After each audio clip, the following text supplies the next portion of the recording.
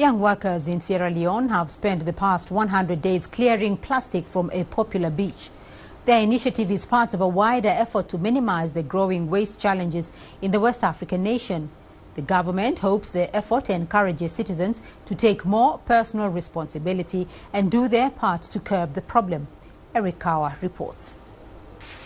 On Lumley Beach in Sierra Leone's capital, Freetown, young people are taking an active role in addressing the rising problem of waste.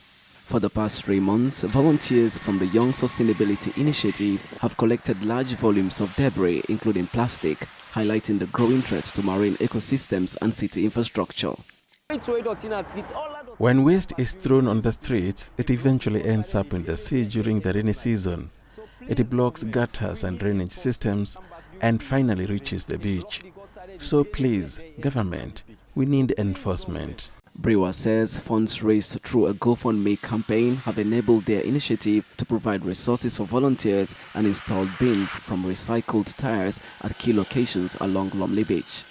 The waste collected is sorted and transported for processing, part of a wider effort to reduce flooding in the city. This is the Kington Bomber, one of the official dumping sites in Freetown. After the waste have been collected from the beach and various spots, they are finally brought here for dumping.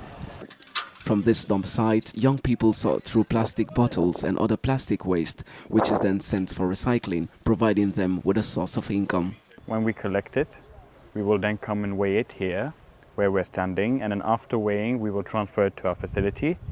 In our facility we will then shred the plastic and then mix it with sand and stone to then produce building blocks to be used for construction.